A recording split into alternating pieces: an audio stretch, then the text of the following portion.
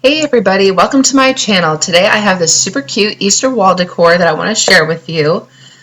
This is where I had gotten my inspiration. Once I seen it, I thought I could duplicate it. So for supplies, you're going to need this canvas, some paint sticks, this garland from Dollar Tree, this bunny sign from Dollar Tree, a screwdriver, Waverly chalk paint, scissors, E6000, and some hot glue. And the first thing you're going to want to do, and I'm so sorry about my camera flipping itself and it just decided to record all funny, but just bear with me, the entire video is not like this. So anyway, with the flat head part of your screwdriver, you're just going to wiggle your screwdriver underneath those staples and carefully removing them. And then with some pliers, you're just going to rip those suckers out.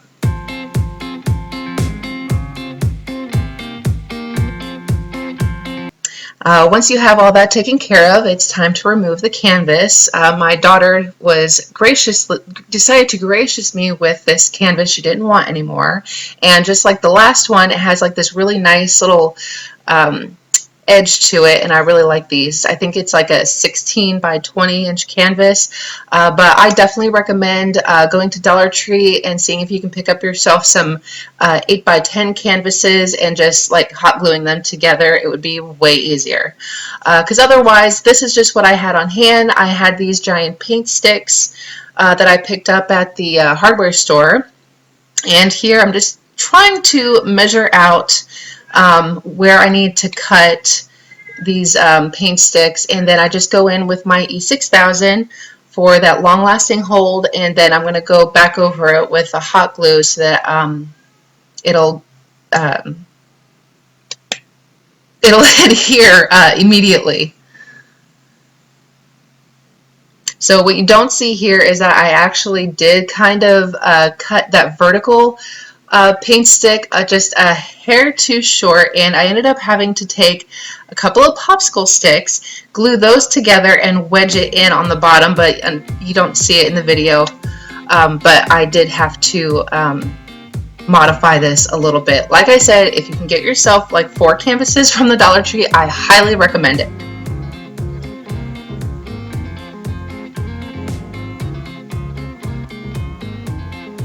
And you might get some bubble up from the hot glue, and just, wipe that off with your finger. And so here I'm just going in with the Waverly chalk paint and Ivory, and I pretty much just do 1 coat over this entire thing. You could do 2 coats, but I kind of like the wood showing through. So once that is dry, I go in with a dry brush technique with the Waverly antique wax paint, and I just really wanted to make this look like this 100-year-old window, so I'm just going over the edges and just really trying to distress this. So I just get a little bit of paint on my brush, and then I just go over the whole thing. And you can do as little or as much as you want.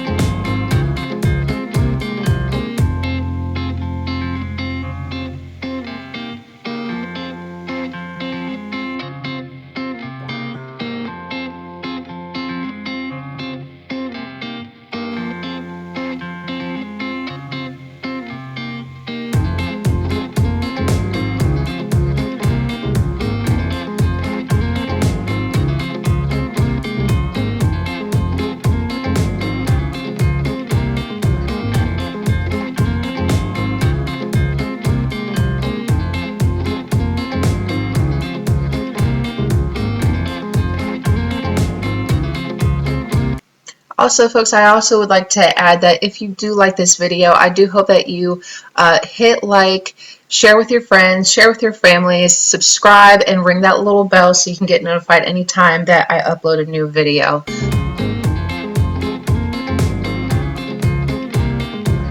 So moving on, I'm going to take this bunny sign, I'm going to flip it over, and I'm going to rip the ribbon off of it, and then just kind of putting the rest of it to the side because we're not going to need the rest of it, just the bunny.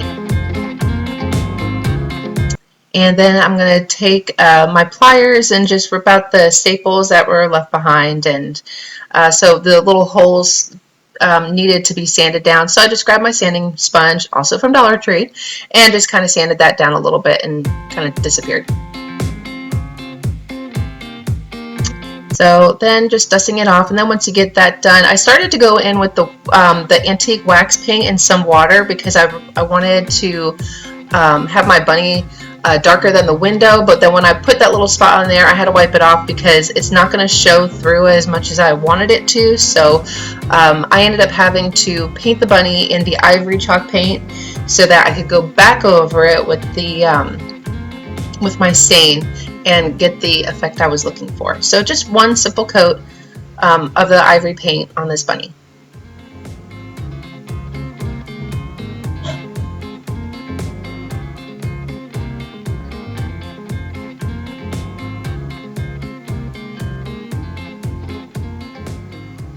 And I do go around the edges of the bunny, and then once I have a chance to let this dry, then I go in with the with my stain, and this is going to seem watery than I wanted it to, so then I go over it with a paper towel, and because I got worried that it was going to warp whatever wood or particle board this bunny is actually made out of. So I wiped it off, and then it kind of wiped the stain away, and so then I had to go back over it, drying my brush a little bit, and I just kind of had to keep playing with it, and then yeah, I ended up getting the effect I was looking for. So just a little bit on the brush, kind of dabbing the water off, and I just go over the whole thing. So then I really wanted this bunny to pop, so I ended up just taking my brush and then using that brown paint, and I wanted to go over the edges with it, and then I realized, I was like, oh, well, I can make this look like a wooden bunny. So just kind of distressed it, just going around the edges and then dragging that paint inward to give it more of a wood look.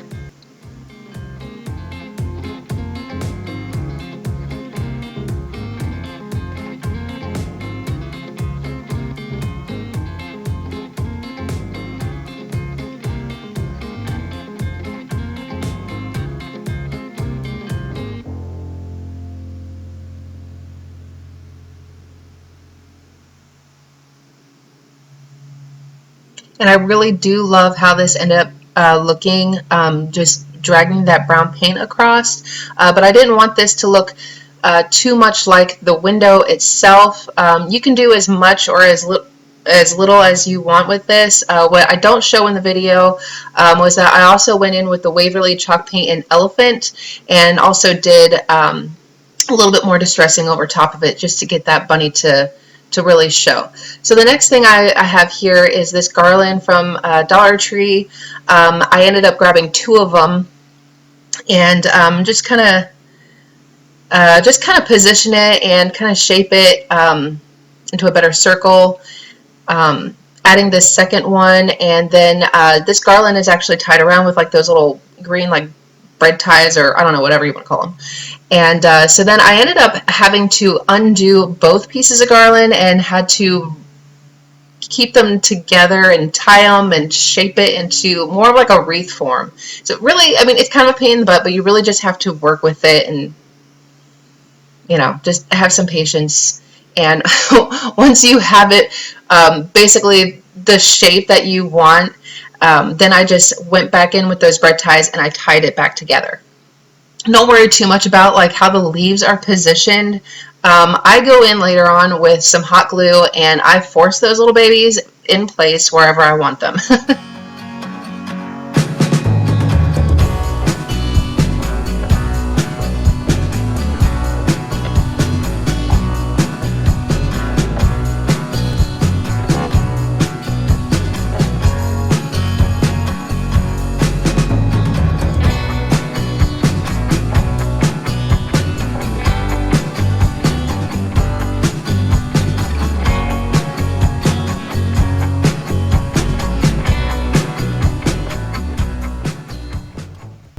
So once I get all that, and then I go in with some floral wire, and I want to attach this wreath to the window. So I actually end up using 2 pieces of floral wire, and I only just attached it at the top. I lifted it up and I kind of tied it in the back, and then just kind of with my wire cutters clipped it off, and then I basically made like an X formation with the floral wire. So now I'm just trying to figure out how I want to position my bunny, moving the leaves around. Like I said, I go in with some hot glue and just force those little suckers to stay in place. And because the hot glue will burn your fingers through those little plastic leaves, I grab my needle nose pliers and just kind of hold that, because I'd rather use those than use my fingers. So then I've got this cotton ball that I thought I'd give a little dimension to this bunny, and I just pull one of the pieces of cotton off, and I use a little bit of hot glue to give him a cute little cottontail.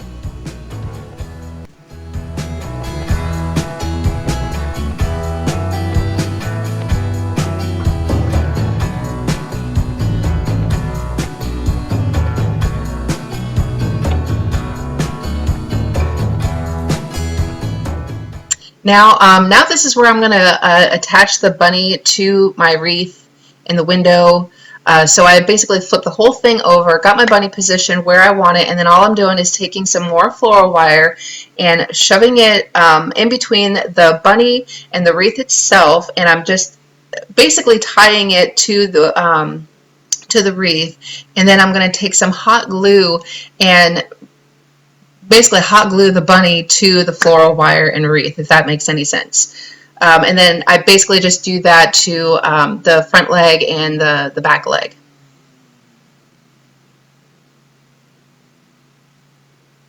And I do use a lot of glue for this. And then once I get that positioned where I want it, then I take my wire cutters and then just cut the rest of the floral wire off. And then here I've got the hot glue right underneath the bunny ear, so it's attaching itself to the window.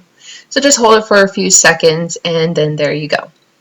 So now I'm going to take this burlap ribbon I picked up from Dollar Tree. I love this ribbon with the polka dots on it. And I'm just going to make a bow, and I'm just going to pinch it in the middle. I'm sorry you can't see this better than I thought you could, but I took some jute twine and I just tied it in the middle. Then I cut an extra piece, and I'm folding it in thirds right here, and then that piece is going to go in the center of your bow to cover that jute twine, if you can understand what I mean by that. And then I just hot glue that in place, and then I just clip off the excess. So then I'm going to make I made some tails. You couldn't see it in the video, so I just cut that out, and then with then I just dovetail the tails and then I'm just going to use some hot glue to secure that in place.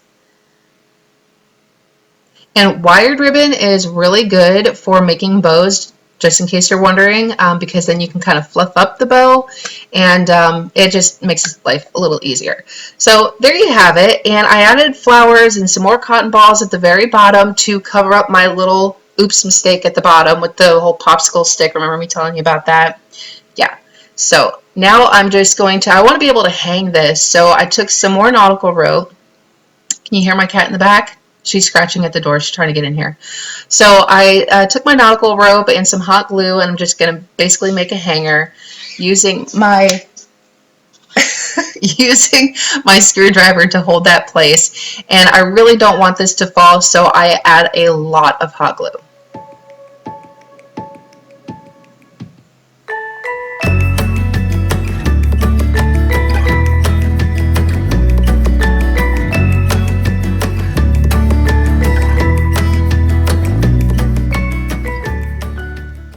And then you just cut the ends off. And y'all, this ended up turning out to be one of my absolute favorite pieces. I love this so much. I love that I had that ribbon, that the extra canvas that my daughter had. I just really, really love this. I'm going to probably keep it forever and ever. So anyway, once again, if y'all like this video, and I sure hope you did, please hit like, subscribe, comment down below, answer those questions. Sorry about my phone recording, but y'all have a wonderful, blessed day. Thanks for watching.